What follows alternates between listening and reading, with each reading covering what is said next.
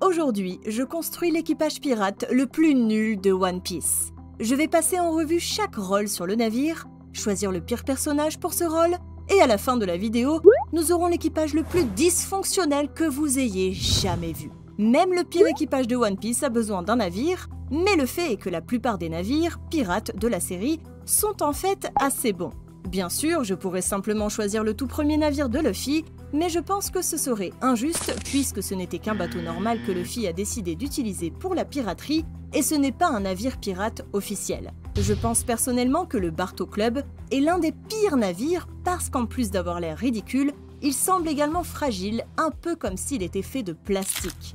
Et bien qu'il soit assez mauvais, même ce navire est incroyable comparé à celui que j'ai choisi pour notre équipage, qui est le navire de Barbe Noire. Non, pas celui-là. Je veux dire le premier. Oui, c'est bien mieux. Le navire n'est littéralement que 4 rondins et un drapeau.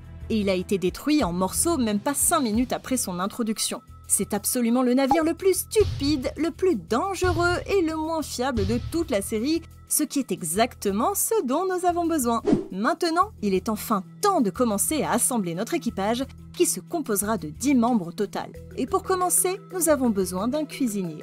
Quelqu'un qui peut maintenir toute l'équipe en forme en préparant des repas nutritifs. Voyons donc qui ferait le pire travail à ce poste. Par exemple, Strozen a un fruit du démon qui lui permet de transformer n'importe quoi en nourriture, ce qui semble pas mal en théorie, mais le problème est que sa nourriture a un goût horrible. Cependant, je ne pense pas que le mauvais goût seul soit suffisant pour lui valoir une place dans notre équipage.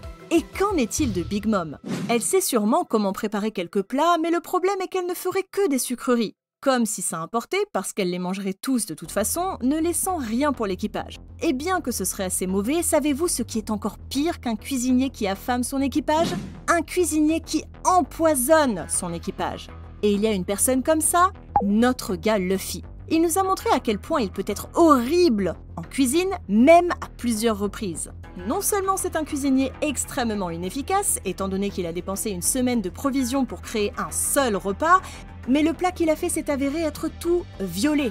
Et je veux dire, regardez ça et dites-moi que ça ne tuerait pas quiconque le mangerait. Il reste encore 9 rôles à couvrir sur le navire, et continuons avec le sniper. Choisir le pire sniper est difficile, parce que même le pire pourrait encore réussir un coup chanceux.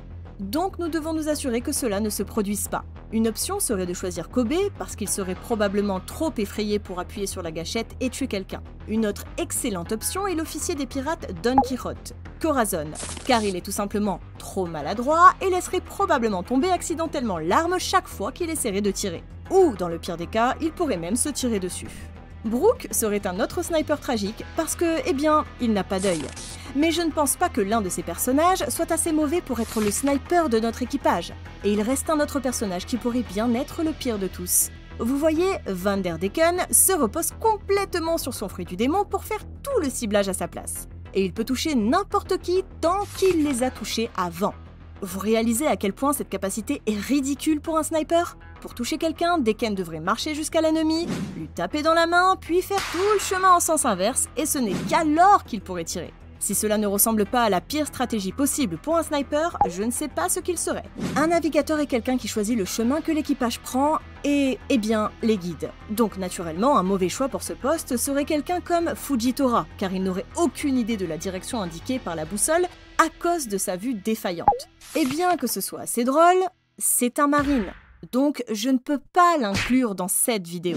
Maintenant, je pourrais passer au crible des centaines de pirates pour trouver le pire choix possible pour le navigateur, mais allez, nous savons déjà à qui ce poste est réservé. Zoro parvient toujours à se perdre. Il est tellement mauvais en orientation qu'il passerait littéralement par une ruelle, puis reviendrait par la même ruelle seulement quelques secondes plus tard. Les gars, même Shenron ne pourrait pas lui donner un sens de l'orientation. En tant que navigateur, Zoro mènerait le navire dans les conditions météorologiques les plus dangereuses et dirait « Je couperai le tsunami, je couperai la tornade », ce qui a peut-être fonctionné une fois, mais ne pousse pas trop le bouchon, Zoro.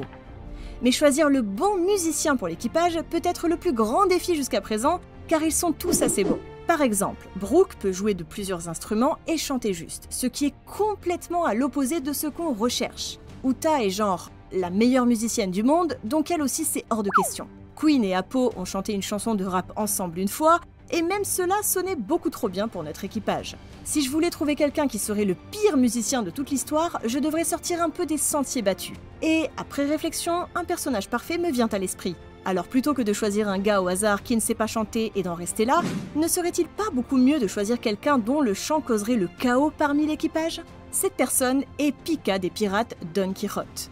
Dès que ce type commencerait à chanter, il serait immédiatement moqué par tout le monde, ce qui, je suis sûre, entraînerait de nombreuses bagarres entre lui et le reste de l'équipage.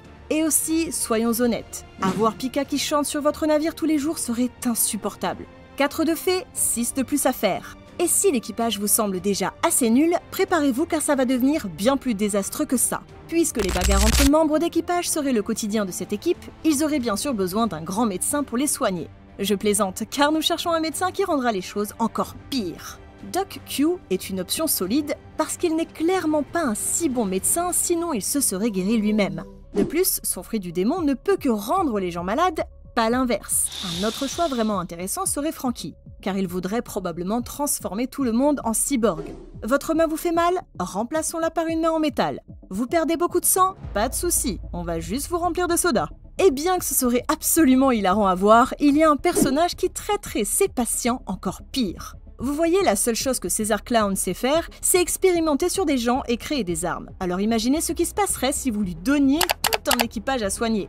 Je parie qu'il saisirait l'occasion pour faire quelques tests sur eux et leur injecter je ne sais quoi, ce qui tuerait probablement tout l'équipage en moins d'une semaine.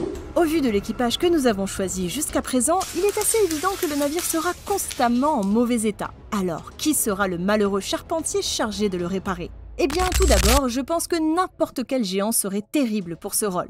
Vous voyez, le navire que nous avons choisi est assez petit, et si quelqu'un de fort comme un géant essayait de le réparer, il se briserait probablement. Une autre personne qui serait un très mauvais charpentier serait quelqu'un avec des problèmes de colère comme Big Mom ou Kaido. Imaginez, après avoir vraiment fait de leur mieux pour essayer de réparer le navire, mais avoir échoué, ils commencent à frapper et tout casser autour d'eux. Cependant, si nous voulons un charpentier qui fera le plus de dégâts au navire, alors le meilleur choix est évidemment Corazon. Dans son flashback, il nous a montré qu'il ne peut rien faire sans tout gâcher et qu'il prend souvent feu sans raison.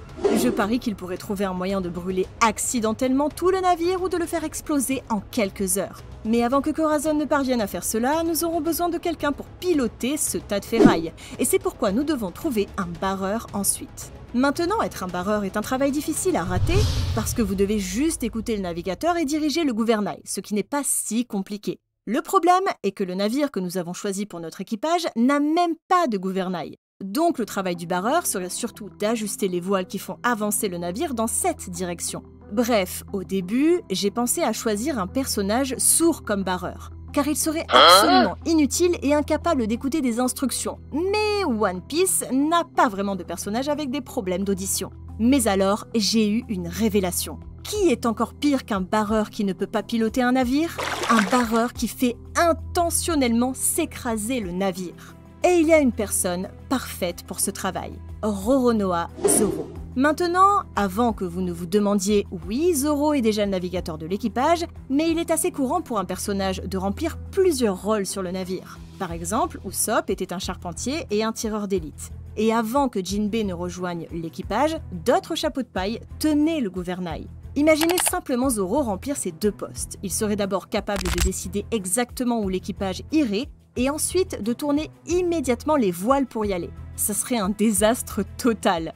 Avant de choisir qui sera le vice-capitaine et le capitaine de cet équipage, remplissons d'abord un rôle dont aucun équipage ne peut se passer, un animal de compagnie. En ce qui concerne les animaux de compagnie, je vois 3 animaux qui peuvent rendre cet équipage encore plus instable. Le premier est Richie le lion. Même si Richie agit comme un chaton la plupart du temps, il lui arrive d'attaquer ses propres coéquipiers durant son propre sommeil.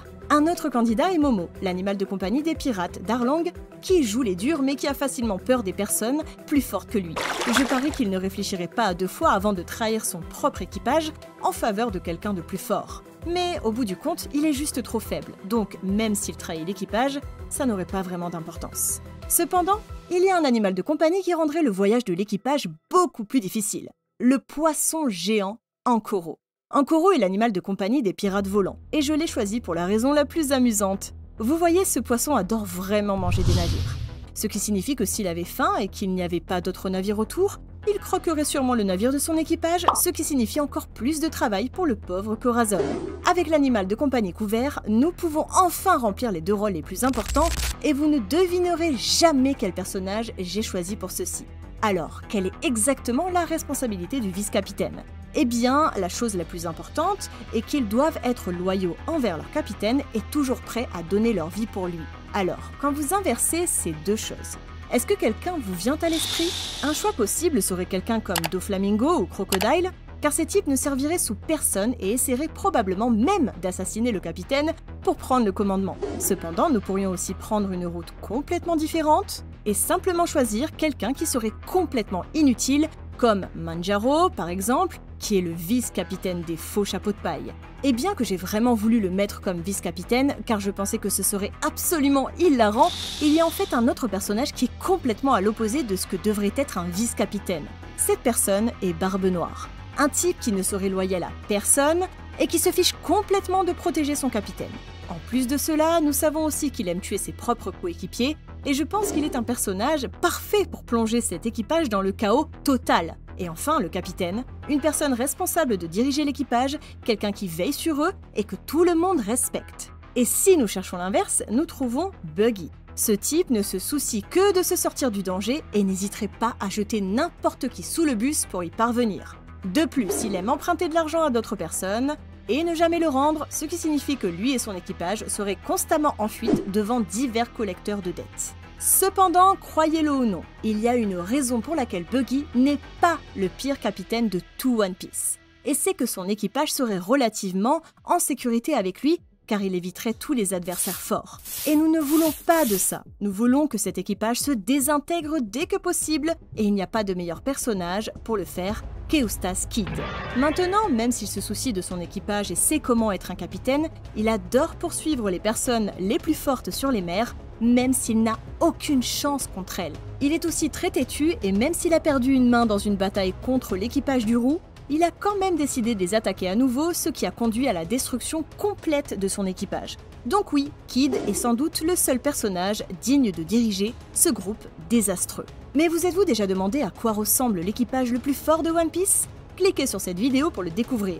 Pourquoi êtes-vous encore là? Cliquez dessus